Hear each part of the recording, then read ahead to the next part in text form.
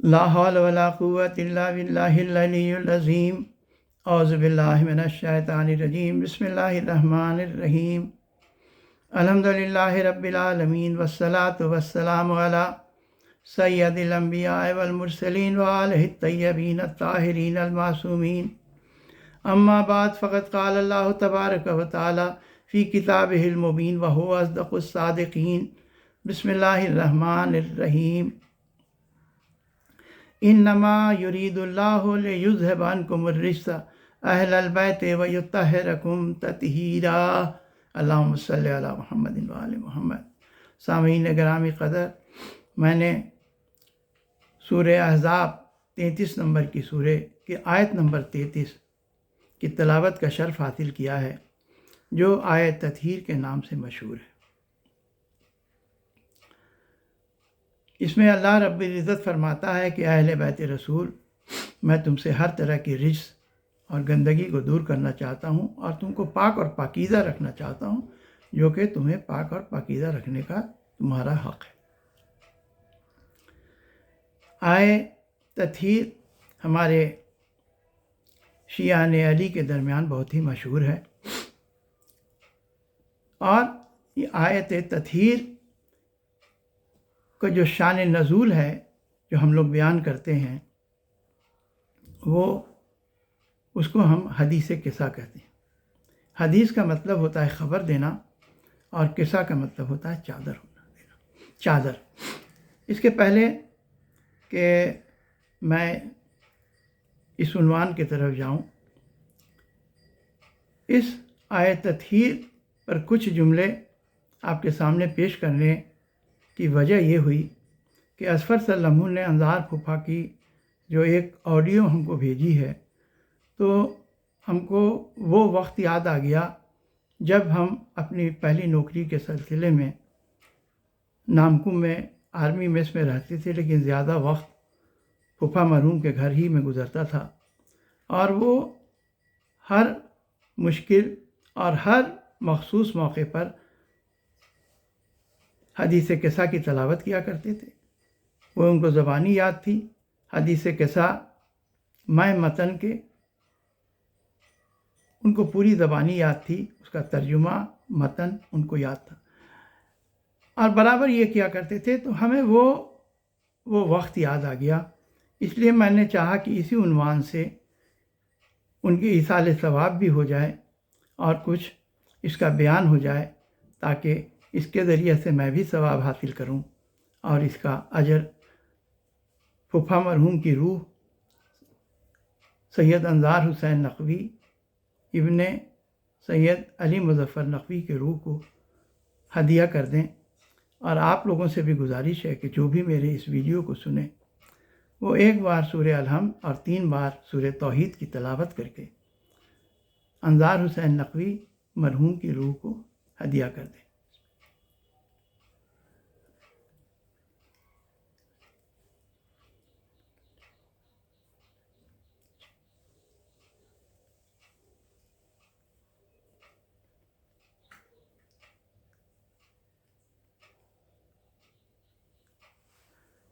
اللہم صلی علی محمد وآل محمد۔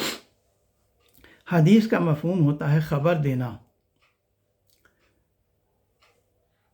شرعی اصطلاح میں رسول کریم کا جو قول ہے، جو کچھ رسول کریم نے کہا، جو عمل انہوں نے انجام دیا، اور ان کے سامنے اگر کسی شخص نے کوئی عمل کیا اور وہ تائید میں خاموش رہے، تو ان سب کو سنت رسول کہا جاتا ہے، یعنی قول رسول، فعل رسول اور تقریر رسول۔ تقریر رسول کا مفہوم یہ نہیں ہے کہ تقریر کوئی جیسے آج عام مفہوم ہے کہ کوئی کھڑے ہو کر کے کچھ بیان کر رہا ہے تو تقریر کہتے ہیں۔ تقریر مفہوم کا یہاں مفہوم، تقریر رسول کا یہاں مفہوم یہ ہوتا ہے کہ رسول کے سامنے اگر کسی نے کوئی بات کہی یا کوئی عمل کیا اور رسول نے اس عمل یا اس قول کو برقرار رکھا، تو اس کو کہا جاتا ہے تقریر رسول، یعنی ان کی تائید اس میں رہی، اس کو برقرار رکھا، تو اسے کہا جاتا ہے تقریر رسول۔ اور قول رسول، فعل رسول اور تقریر رسول مل کر کے سنت رسول بنتی ہے، اور یہ سنت رسول ہمارے شریعت کا ایک ماخذ ہے۔ قرآن کریم کے بعد جو سب سے اہم ماخذ ہے شریعت کے احکام کا، وہ ہے سنت رسول۔ یہ آیہ کریمہ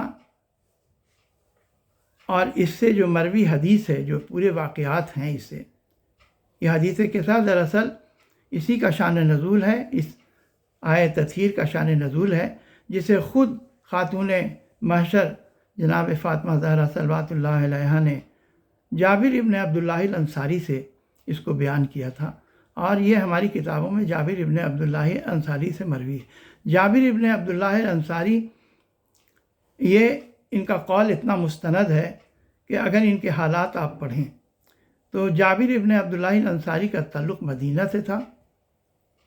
جناب جابر ابن عبداللہ بن انصاری، عبداللہ بن حذام، ان کا تعلق مدینہ سے تھا، اور رسول کریم کے ساتھ بیعت عقبہ میں یہ حاضر تھے۔ یہ اپنے والد جناب عبداللہ کے ساتھ مکہ گئے تھے۔ بیعت عقبہ جو ہوئی تھی اس میں یہ سب سے چھوٹے تھے، جناب جابر ابن عبداللہ انصاری، اور انہیں سب سے طویل عمر پائی۔ یہ رسول کریم کے آخری صحابی ہیں جنہوں نے وفات پائی، 5 اماموں کا زمانہ دیکھا۔ واقع کربلا ہونے کے بعد ان کو امام حسین علیہ السلام کا پہلا زائر ہونے کا شرف حاصل ہے۔ یہ جیسے ہی انہوں نے یہ واقعہ کی خبر ان تک پہنچی مدینے میں، یہ عطیہ اوفی کوفی کے ساتھ، عطیہ بن جنادہ اوفی کوفی کے ساتھ یہ کربلا آئے تھے، اور وہاں انہوں نے زیارت امام حسین علیہ السلام کی تھی۔ اس لیے ان کی بڑی اہمیت ہے، ان کے پورے خاندان کی بڑی اہمیت ہے۔ ان کے عبداللہ، جناب عبداللہ، وہ بھی غالباً وہ جنگ احد میں شہید ہوئے تھے۔ ان کے پھوپھا جناب عمرو بن جموع، ان کا بھی بہت قصہ ہے، وہ بھی ان کے واقعات جو ہیں، خود جناب عمرو بن جموع جو ان کی پھوپھی تھیں، ان سے ان کی جو زوجہ تھی پھوپھی جناب ہندہ، اور ان کے پورے خاندان کے جو یہ بڑا ہی بابصیرت خاندان تھا۔ اس لیے جناب جابر بن عبداللہ انصاری کو شیعہ اس میں، اور بلکہ شیعہ کیا، ان کے تمام ہی مسلمانوں کے درمیان ان کی حیثیت بہت ہی مستند مانی جاتی ہے۔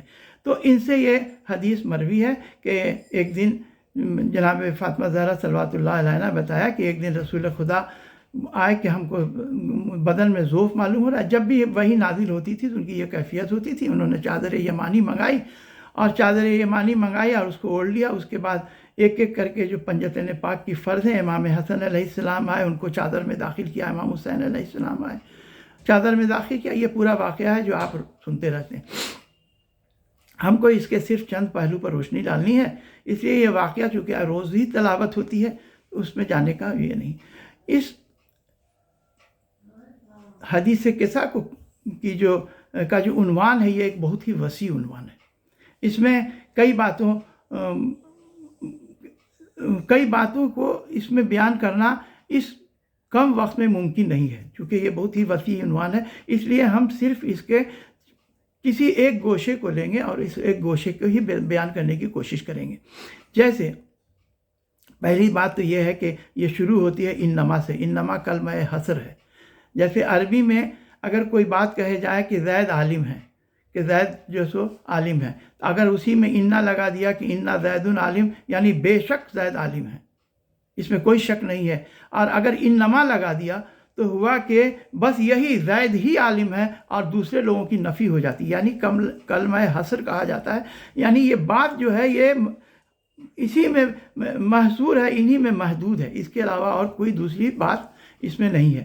تو اس میں کئی ایک جو اشکال لوگوں نے اٹھائے ہیں کہ پنجتین، ایسے تو تمام عالم اسلام اس بات پر متفق ہے کہ یہ پنجتین پاک کی شان میں، کہ فضیلت میں یہ آیت نازل ہوئی تھی، لیکن کچھ لوگوں نے اس کو پنجتین پاک کے ساتھ ازواج رسول کو بھی شامل کرنے کی کوشش کیا ہے، اور خاص کر کے ام المومنین حضرت عائشہ کو۔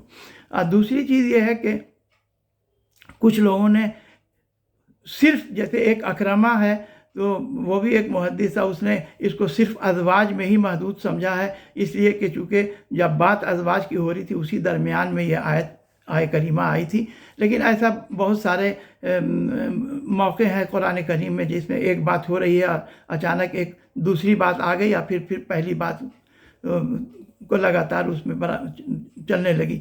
تو اس طرح کے بہت موقع ہیں، اس لیے یہ کوئی ایسی دلیل نہیں ہے کہ جس پر کہا جائے کہ یہ ازواج نبی کے متعلق ہے. اگر ازواج نبی کے متعلق ہے کہ نہیں ہے، اس کے لیے ہم لوگ اس کو پہلے تو تاریخ کی روشنی میں، عقل کی روشنی میں، اور قرآن کریم کی روشنی میں، اور تب حدیث کی روشنی میں دیکھیں گے کہ کیا یہ ممکن ہے کہ یہ ازواج رسول کے متعلق ہو. اس میں ہے کہ یہ پنجتین پاک کے متعلق ہے، اس لیے کہ اس میں جو طہارت کی جو ارادہ اللہ تعالیٰ کا ہے کہ انما، مطلب ایک تو کلمہ حصر ہو گیا، اس میں زور اتنا ہو گیا، یرید اللہ کا ارادہ ہے.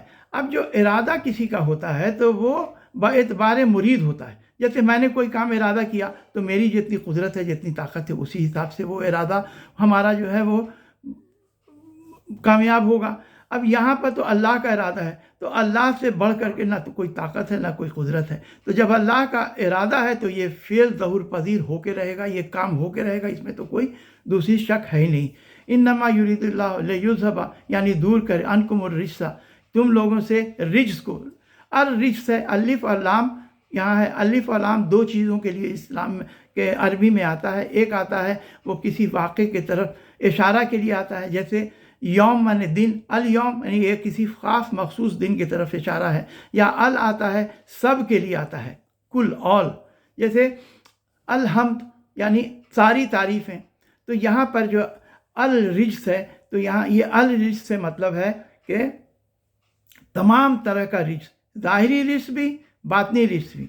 ظاہری رجس کا مطلب ہے کہ چاہے وہ شراب ہو اور جوا ہو، پانسا ہو، یا حرام گوشت ہو، یا جو کچھ بھی ہم سوچ سکتے ہیں کہ ظاہری جو رجس ہے جس سے طہارت مقصود ہے، یا باطنی رجس ہے جس سے شرک مقصود ہے، نفاق مقصود ہے، یا ہر طرح کے جو باطنی ہے رجس ہے اس سے مقصود ہے. یعنی جب اللہ نے کہا کہ اس میں ہم اس سارے رجس سے تم کو دور کرنا چاہتے ہیں. اب رجس کا کیا مفہوم ہے؟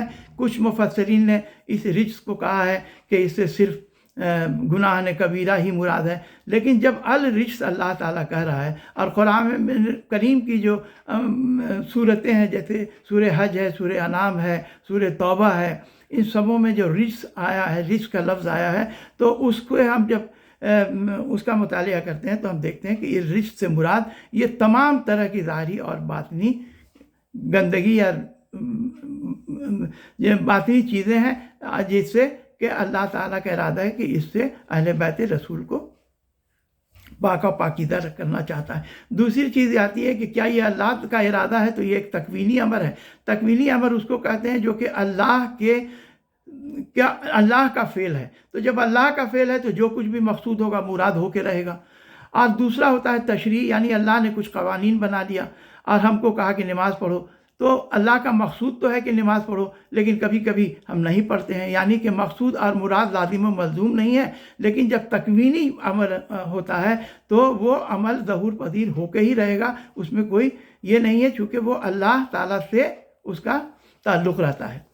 تو اب ایک چیز لوگ اٹھاتے ہیں کہ یہ تکوینی امر ہے یا تشریعی عمل ہے. اگر تکوینی امر ہے تو اس میں پھر اہل بیت کا فضائل کی فضیلت کچھ نمایاں نہیں ہوتی ہے. اگر وہی تکوینی امر کسی ایک عام انسان کے ساتھ ہو کہ جب ہم گناہ کرنا چاہیں اور کوئی چیز مانے ہو جائے تو ہم گناہ نہیں کرتے ہیں، تو اس میں ہماری فضیلت کیا ہوئی؟ تو اس چیز کو ہم ثابت کریں گے کہ یہ تکوین امر نہیں ہے، یہ تشریعی امر ہے. اور یہ لوگ اپنے علم اور بصیرت کے بنا پر اتنا زیادہ یہ چیزیں ان لوگوں کے وعدہ تھی کہ یہ کبھی گناہ کی طرف سوچتے بھی نہیں تھے. تو اس کا دوسرا پہلو تو یہ ہے کہ اس سے الرجس سے کیا مراد ہے. دوسرا یہ کہ یہ تکوینی امر ہے کہ یہ تشریعی امر ہے. تیسری بات یہ ہے کہ اگر ہم انما کا جو سو تعلق دیکھیں کہ انما کا تعلق کس سے ہے تو اور فضیلت واضح سے واضح ہوتی چلی جائے گی. لیکن ہم چونکہ وقت نہیں ہے، کمی نہیں ہے، اس لیے ہم صرف ایک پہلو پر یہ جانچتے ہیں کہ جو کہا جاتا ہے کہ اہل بیت کے متعلق ہے کہ نہیں ہے. تو حالانکہ اس میں سارے ہی علماء، چاہے وہ اہل سنت ہوں، اہل شیعہ ہوں، وہ سابق مفسرین، لیکن ایک دو جو محدثین نے یا مفسرین نے جو شک پیدا کیا ہے تو اس کو ہم یہاں پر دور کر دینا چاہتے ہیں. اس کے بعد کبھی موقع ہوا تو اس کے دوسرے پہلو پر بھی ہم لوگ اس پر بات کریں گے۔ اب اس کو ہم اگر دیکھتے ہیں کہ انما یعنی کلمہ حصر ہے، تو کلمہ حصر ہے اور اللہ کا ارادہ ہے، تو اس کا مطلب ہے کہ یہ عمل انجام پذیر ہوگا ہی۔ دوسری چیز ہے، کہا جاتا ہے کہ یطہرکم تطہیرا، تو یطہرکم تطہیرا، تو یہ طہرکم جو ہے یہ خود جو ہے، یہ جیسے اس میں جو ہم پڑھتے ہیں کسی بھی ادب میں، انگریزی ادب میں، اردو ادب میں، تو ہوتا ہے present tense, past tense, future tennis, یعنی کہ حال اور ماضی اور مستقبل، لیکن عربی میں حال اور مستقبل کے لیے ایک ہی صیغہ استعمال ہوتا ہے مضارع کا، اور ماضی کے لیے ہوتا ہے ماضی کا ایک صیغہ استعمال ہوتا ہے، جو کہ تو یہاں پر جو فعل ہے کہ اللہ کا ارادہ جو صیغہ استعمال ہوا ہے، تو اس میں یہ جو ماضی کا صیغہ، تو اس کے بھی کئی باب ہیں۔ تو یہ جو صیغہ ہے طہرکم، یہ باب تفعیل میں آتا ہے۔ اب اس کی بہت زیادہ ہم کو اس لیے اس کو مینشن کرنے کی ضرورت اس لیے پڑی کہ لوگوں نے کہا کہ اللہ تعالیٰ کا ارادہ ہے کہ ان کو پاک کریں، یعنی اس میں کچھ پہلے نجاست تھی اس لیے پاک کرنا ہے۔ تو یہاں پر یہ جو باب تفعیل میں جو لفظ آتی ہے طہرکم، یہ بالکل ویسے ہی ہے جیسے کہ وہاں پر آئی ہے کہ طہر بیتی للطائفین والعاکفین، یعنی اے جناب ابراہیم تم اس کو پاک رکھو ان لوگوں کے لیے جو کہ، یہاں پر تو سب نے پاک کیا، یہ بھی باب تفعیل میں ہے، اور یہاں پر کہتے ہیں کہ پاک رکھو۔ تو اب ہم دیکھیں گے کہ یہ طہرکم کی جو لفظ آئی ہے وہ کس کے لیے آئی ہے۔ تو اس میں پنجتین پاک میں پہلے تو رسول خدا ہے، تو رسول خدا میں کیا ابھی بھی آئیے آخر وقت میں آئی ہے، تو کیا رسول خدا میں ابھی بھی کوئی نجاست تھی کہ اس کو پاک کرنے کی ضرورت تھی؟ تو باب تفعیل میں دونوں لفظ آتا ہے، پاک کرنا اور پاک رکھنا۔ تو یہ دیکھنا ہوگا کہ یہ یہاں پر ابھی جو مخاطب ہے وہ کیسا ہے۔ اگر وہ پہلے سے پاک ہے تو یہاں پر پاکیزگی کو رکھنا مراد ہے، قائم رکھنا مراد ہے، اب پاکیزگی کرنا مراد نہیں ہوتا ہے، یہ باب تفعیل کا ہے۔ تو یہاں پر ایک شک جو یہ لوگ جاتے ہیں کہ یہ باب تفعیل میں یہاں پر یہ ہے کہ اللہ کا ارادہ ہے کہ تم کو پاک رکھے، پاک کرے نہیں ہے، یہاں پر لوگ شک جو ڈالتے ہیں یہ ہے۔ تو اب دیکھنا ہے کہ اس سے کیا مراد ہے۔ تو دوسری چیز یہ ہو گئی کہ یطہرکم تطہیرا، تو یہ جب یطہرکم کے بعد یہ جو فعل ہے یطہرکم، اس کے بعد پھر جب اس کا تطہیرا لگایا گیا تو اس کا جو اسم بعد میں پھر لگا دیا جاتا ہے، تو اس سے مراد ہوتی ہے کہ اس کو کہا جاتا ہے کہ مفعول مطلق، یعنی ایبسولیوٹ آبجیکٹ۔ ایبسولیوٹ آبجیکٹ استعمال ہوتا ہے کسی بھی کلام میں زور پیدا کرنے کے لیے۔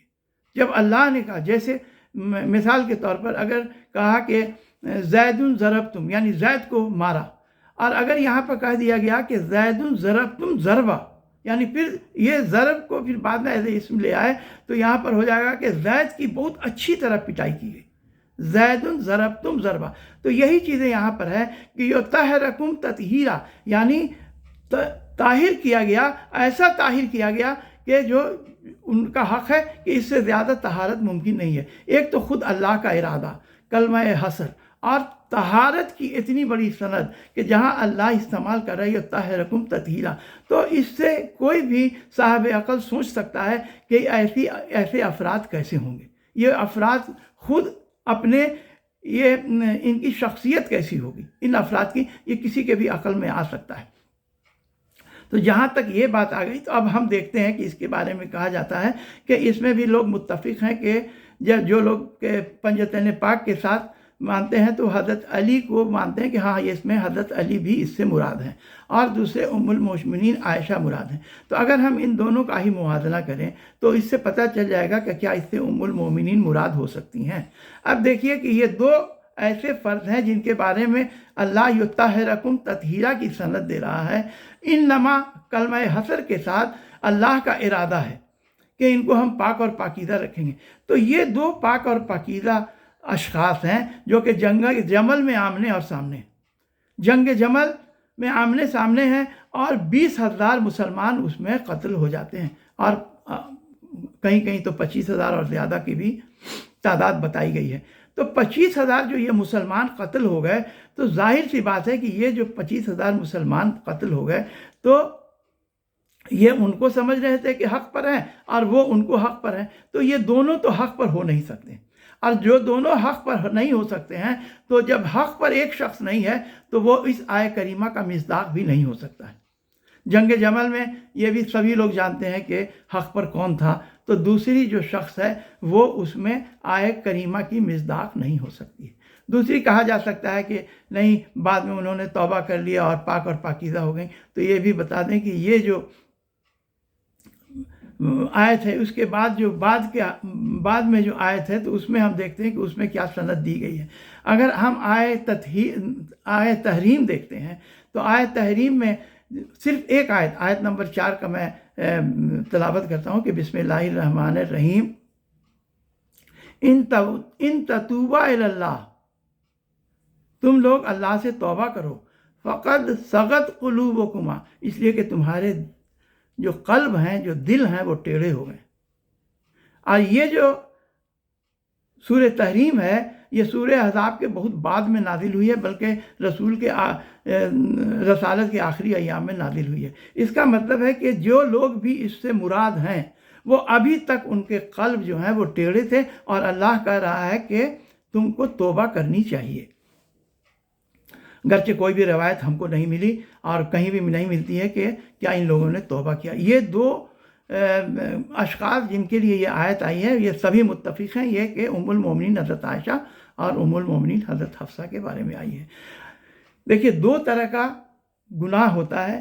پہلا گناہ ہے کہ ہمارے اعمال ہم بجا نہیں لائیں تو ہم اس کے گناہ گار ہوتے ہیں، یعنی فروعی امر میں۔ اور دوسرا ہوتا ہے اعتقادی عمل میں۔ اگر ہم اعتقادی عمل میں ہماری کجی ہے تو اعتقادی عمل میں کجی ہم کو اسلام کے دائرے سے باہر کر دیتی ہے۔ یہ اتنی بڑی یہ بات ہے، اور اللہ کہتا ہے کہ فقط صغت قلوبکما، تمہارے دل ٹیڑھے ہو گئے۔ تو قلب کا ٹیڑھا ہو جانا یہ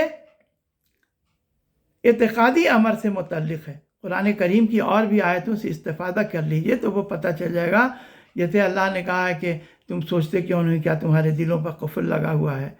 تو یہ جو دل ہے، یہ دل وہ دل نہیں ہے، بلکہ اس دل کے بارے میں بھی یہ ایک بہت ہی، جو قرآن کریم میں اس دل سے جو مراد ہے یہ ایک ایسا مرکز ہے، بلکہ یہ عقل سے بھی یہ بڑا مرکز ہے۔ اور اس دل کے بارے میں تمام مفسرین اور علماء نے بہت زیادہ باتیں لکھی ہیں، اور تب بھی اس کی تہ تک ابھی تک کوئی نہیں پہنچ سکا ہے۔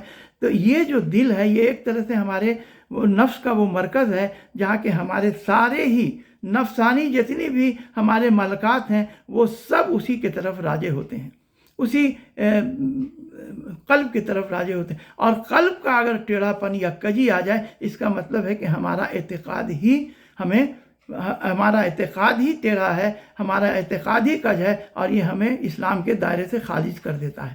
تو جب یہ ام المومنین کے متعلق آئی اور توبہ کا کوئی جواز نہیں ملتا ہے، کہیں پر کوئی تاریخ نہیں ملتی ہے، تو اس میں تو یہاں تو اسلام کا ہی کہ آپ دین پر ہی آپ موجود ہیں کہ نہیں ہیں، اور کہاں کہ آئے تطہیر کے مصداق اللہ آپ کو بنا دیں، یہ ممکن نہیں ہے۔ دوسری بات یہ ہے کہ جب دیکھتے ہیں مکتب خلفاء کی کتاب تو سب سے زیادہ افضل مانا جاتا ہے کہ خود خلیفہ اول حضرت ابوبکر کو، لیکن کوئی بھی خود حضرت ابوبکر کا بھی دعویٰ نہیں ہے کہ ہم معصوم ہیں۔ جب ایک افضل معصوم نہیں ہے تو مفضول معصوم کیسے ہو سکتا ہے؟ جب افضل معصوم نہیں ہے تو مفضول معصوم کیسے ہو سکتا ہے؟ تو اس طرح سے اس سے یہ معلوم ہوا کہ اس سے وہی لوگ مراد ہیں کہ جن کی ساری زندگی اس طرح سے پاک اور پاکیزگی کا آئینہ ہے کہ اللہ تعالیٰ نے سند دی ہے کہ یہ اہل بیت رسول ہیں۔ دوسری بات ہے کہ جہاں کہا گیا ہے کہ اہل بیت رسول، اہل البیت کہا گیا ہے، یہاں یہ نہیں کہا گیا کہ یہ پورے گھر والے، بلکہ جو ہے یہ اشارہ ہے کسی خاص بیت کے خاص گھر والوں پر۔ اشارے کے لیے استعمال ہوتا ہے، کسی مخصوص لوگوں کے لیے استعمال ہوتا ہے۔ اس کے بعد رسول کریم نے یہ چادر کیوں بنائی، اس کا کیا فلسفہ ہے کہ چادر کے اندر سب کو بلائی، یعنی جس گھر میں موجود تھے اس گھر کے اندر ایک بیت بنایا۔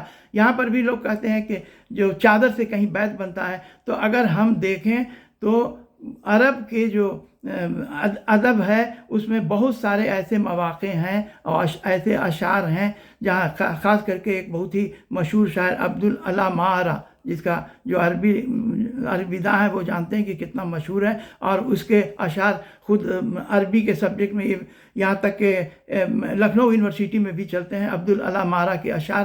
اس کا ایک شعر ہے کہ حسن کا جلوہ دو طرح کے بیت میں ظاہر ہوتا ہے، ایک تو وہ بیت جو کہ اشعار میں جب حسن کی تعریف کی جائے، اور ایک وہ بیت ہے جو کہ یہ بدو عرب اونی چادروں کے ذریعے اپنے لیے گھر بناتے تھے، تو اس میں جو دوشیزائیں ہوتی تھی تو ان کا حسن کا جلوہ جو ہے وہ آیا ہوتا تھا۔ تو اس طرح سے بیت جو ہے یہ چادر سے بنایا جاتا ہے، اور خاص کر کے رسول خدا نے یہ اہتمام کیا کہ اس گھر میں جہاں یہ آیت اترنے والی تھی، ایک چادر سے تان کر کے اس میں اپنے پانچوں اہل بیت کو لیا، سب اہل بیت کو لیا، اور یہ جو بھی اہل بیت وہ گھر میں داخل ہوتے تھے تو جو اسلام میں جو آداب سکھائے گئے ہیں کہ جب تم گھر میں جاؤ تو سلام کرو اہل خانہ کو، تو سب نے پہلے رسول خدا کو سلام کیا اور چادر کے اندر داخل ہوئے، یہاں تک کہ جب جناب جبرائیل علیہ السلام یہ آیت لے کر آئے ہیں تو انہوں نے بھی رسول کریم سے اجازت لیا ہے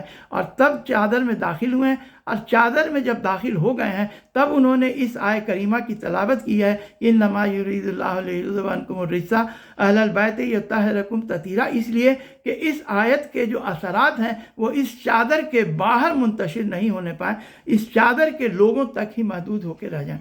اس کی بہت ساری اور بھی باتیں ہیں لیکن میرے پاس وقت نہیں ہے کہ ہم آپ کے اس ویڈیو کو اور آگے بڑھائیں، اور میرا یہ قاعدہ بھی ہے کہ ایک کربلا کے حوالے سے ایک اصحاب حسین کا تذکرہ کرتا ہوں۔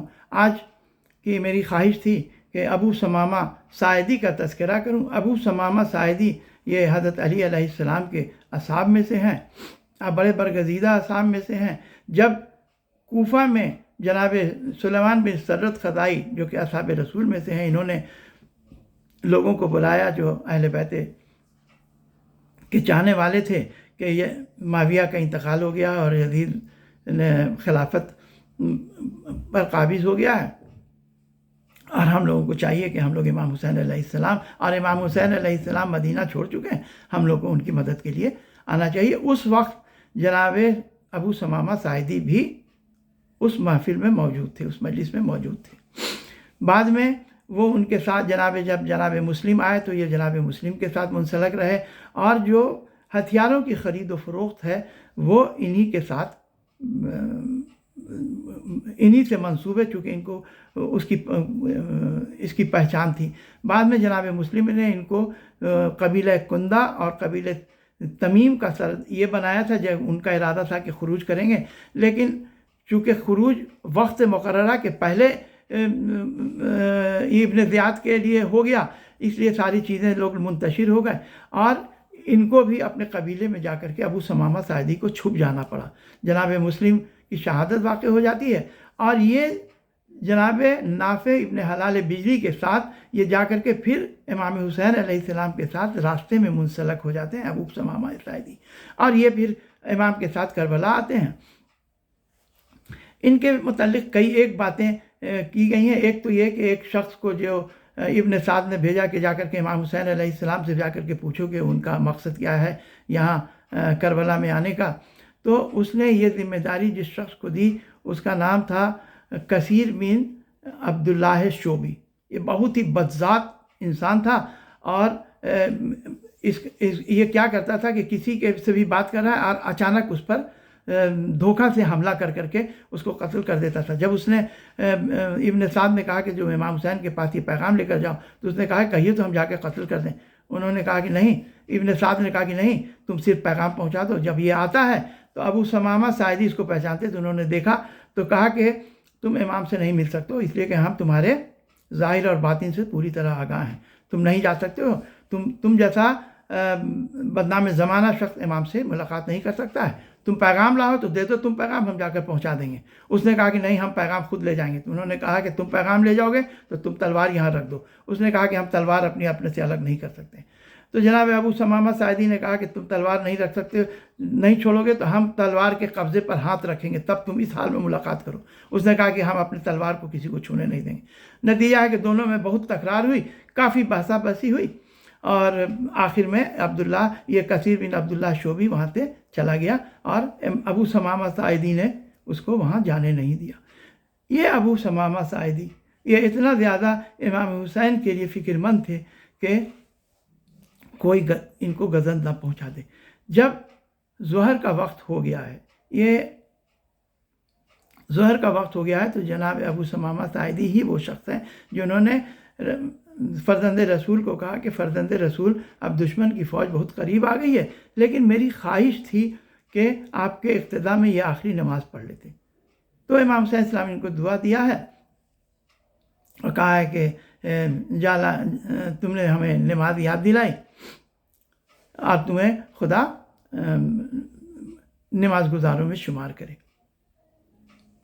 تو کہا کہ ہاں نام ہاذا اول وقت ہے، یہ بالکل ہی اول وقت ہے، اور انہوں نے امام کے اقتداء میں نماز خوف ادا کی۔ نماز خوف ادا کرنے کے بعد انہوں نے امام حسین علیہ السلام سے اجازت لی اور جا کر کے انہوں نے جنگ کی، اپنے جنگ کے جوہر دکھائے، آخر میں شہادت کے منزل پر فائز ہوئے۔ ان کے بارے میں زیادت الہیہ میں بھی امام زمانہ نے سلام کیا ہے کہ یا ابو ثمامہ ساعدی، ان پر بھی سلام کیا ہے۔